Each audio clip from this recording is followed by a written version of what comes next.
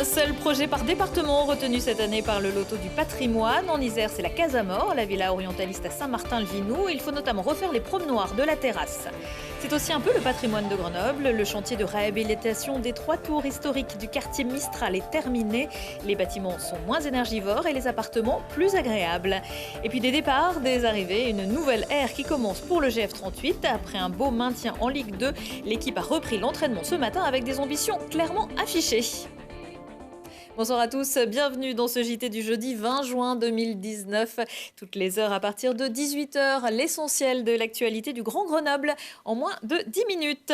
Avant de débuter, je vous rappelle que c'est en ce moment la journée nationale du don d'organes et de tissus, d'où ce petit ruban vert que je porte et que vous avez vu à l'écran. L'idée, c'est de se rappeler que nous sommes tous donneurs. Perché sur la commune de Saint-Martin-le-Vinoux, à l'entraîneur de Grenoble, la Casamor apparaît comme une curiosité exotique au sein d'un paysage alpin. Et pourtant, la villa Magnolia, son nom de baptême au 19e siècle, doit son succès à l'or gris, le ciment. Une particularité qui, associée à la ténacité de sa propriétaire depuis 1981, lui vaut de concourir pour le loto du patrimoine. Lilian Veillé. Elle a été choisie pour représenter l'Isère au loto du patrimoine. La villa de la Casamor est l'une des dernières constructions de style orientaliste en moulage.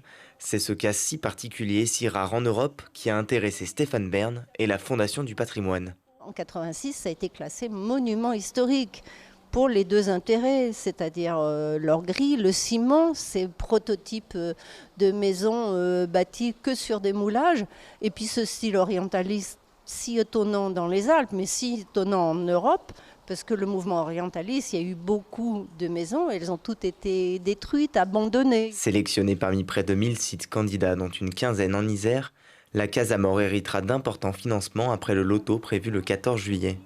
Cette loterie est un moyen d'aider à la préservation du patrimoine, surtout en milieu rural, et elle permettra à Christiane Guichard d'entreprendre ses travaux. Cet argent va être réparti en fonction des travaux.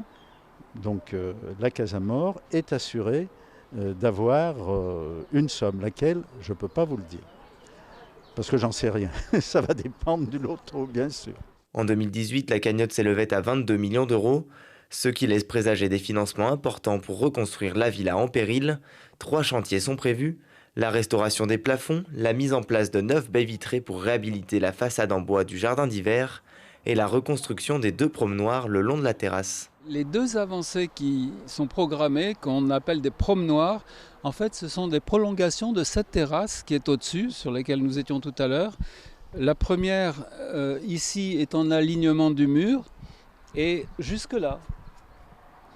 Et donc c'était un promenoir, une avancée qui prolongeait la terrasse jusqu'au bout de la parcelle. Le loto du patrimoine devrait financer en partie ces travaux qui s'élèvent à 277 000 euros. Et en 2018, ce sont le château de Bon Repos à Jarry et le châtel de Tess qui avaient bénéficié du loto du patrimoine pour l'Isère.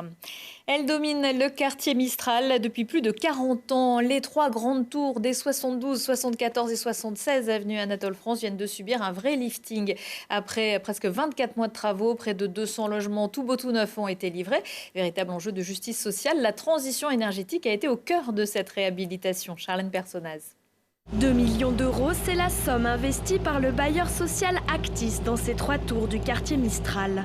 Construits en 1970, les bâtiments de l'avenue Rhin et Danube n'avaient plus été rénovés depuis 1995.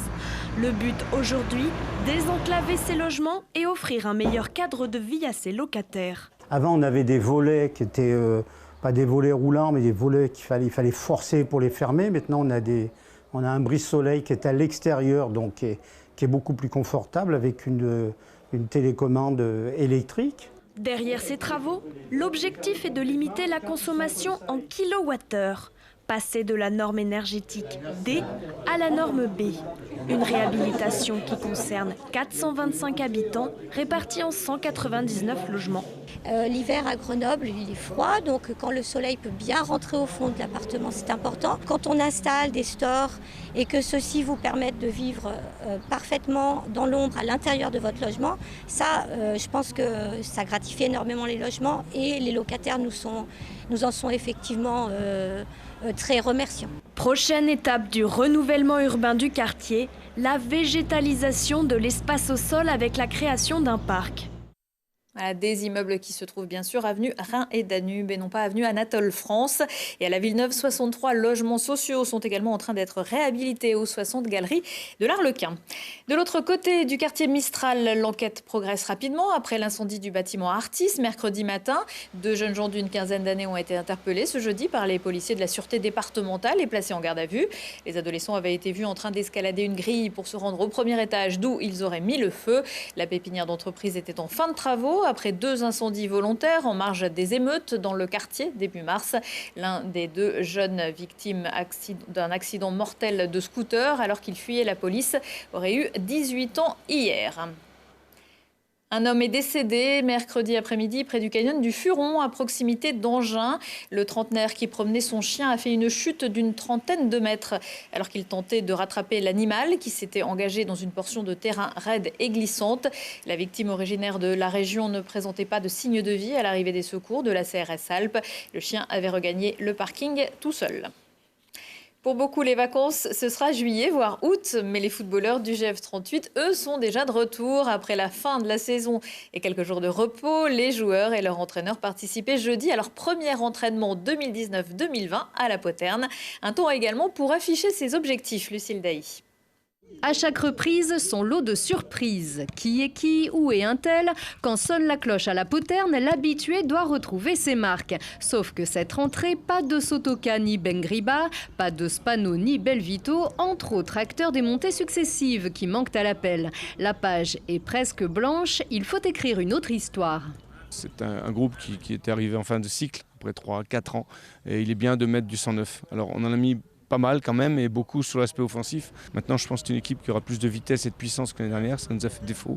L'énoncé est simple, le GF38 veut plus qu'un bon maintien en Ligue 2 et se donne les moyens de construire une équipe, un centre d'entraînement, un centre de formation, de construire un lien durable avec le public. Les dirigeants travaillent ouvertement dans le sens d'une accession prochaine en Ligue 1.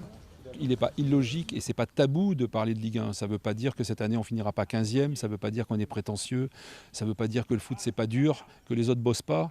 Voilà, on va travailler comme les autres, on se met dans un niveau d'égalité progressivement, on augmente nos budgets, on augmente la qualité de nos structures, donc logiquement on augmente notre ambition. Le collectif planche déjà. Si la reprise est assortie de sourires dans une décontraction logique, les joueurs fraîchement recrutés sont conscients des objectifs et comptent sur leur expérience pour y parvenir. C'est un club qui mérite de retrouver l'élite, donc j'espère, pourquoi pas cette année. En tout cas on va tout faire. Il y a un super stade aussi ici, il y a de quoi faire. Ce qu'on veut c'est la Ligue 1, c'est facile de se le dire début de saison, surtout qu'on n'a fait qu'un seul entraînement. Mais prendre les matchs les uns après les autres et c'est comme ça qu'on ira le plus loin possible. Patience donc, mais si le raisonnement tient toute une saison, la copie pourrait obtenir bien des compliments. Le GF38 a déjà signé 6 nouveaux joueurs qui voudront eux aussi prendre les matchs les uns après les autres, dont l'Islandais Kristoffer Christensen qui n'a pas encore rejoint Grenoble et d'autres recrues pourraient suivre. Et pendant ce temps, la Coupe du Monde féminine de football continue à Grenoble. Parmi les nombreux événements prévus en marge de la compétition, au Stade des Alpes, un festival de cinéma. C'est le thème de la chronique du jour, signé comme d'habitude Mathias Araez. Ils et elles font la Coupe du Monde à travers l'art et pas n'importe lequel, le 7e art. Je me trouve avec Elisabeth de Footdel. Bonjour. Bonjour. Alors parle-nous un peu de ton festival Footdel. Alors le festival Footdel, c'est un festival de films itinérant dans les 9 villes hautes de la Coupe du Monde. Donc voilà, pendant un mois, on tourne avec la petite équipe de Footdel dans toutes les villes pour proposer des projections et des discussions autour des femmes et du sport. Donc en fait, on fait venir à la fois des personnes issues du monde footballistique, donc des anciennes joueuses, des présidents de clubs et des personnalités du monde du cinéma, donc soit des équipes des films, soit des sociologues, des spécialistes, voilà, pour créer cet espace de discussion autour de ces sujets. Alors on le sait, pendant cette Coupe du Monde, il y a énormément de choses qui sont faites pour faire bouger les choses, et notamment au niveau du sport féminin. En quoi le cinéma, les documentaires peuvent aussi apporter leur pierre à l'édifice ? Nous, l'idée avec le festival Footdel, c'était vraiment de confronter deux mondes différents, donc la culture d'un côté et le sport, pour mélanger les publics et fédérer plus de monde autour de ce sujet-là. Puisque voilà, là, on entend beaucoup parler de la Coupe du Monde, mais c'est pas un sujet qui fédère beaucoup de masse. Donc voilà, l'idée, c'était de mélanger à la fois les cinéphiles, des sportifs, des amateurs, et puis aussi des gens qui s'intéressent à l'égalité femmes-hommes, qui est le sujet quand même qu'on défend principalement avec le festival. Bon, en tout cas, si ça vous intéresse, vous retrouvez toute la programmation sur le site footdel.com. Nous, on vous souhaite juste une belle Coupe du Monde. Prochaine séance vendredi soir à 21h sur l'anneau de vitesse avec Comme des garçons de Julien Allard. Et puis n'oubliez pas, vendredi c'est la fête de la musique. Toutes les communes ou presque s'y mettent vendredi et ou samedi. Plus d'infos sur les rendez-vous dans Si on sortait. Plus d'infos sur le temps qu'il fera dans la météo à suivre. Attention, le concert de la Bastille est d'ores et déjà annulé. Prochain rendez-vous avec l'actu dans 1 heure et en replay sur telegrenoble.net. Excellente soirée à tous.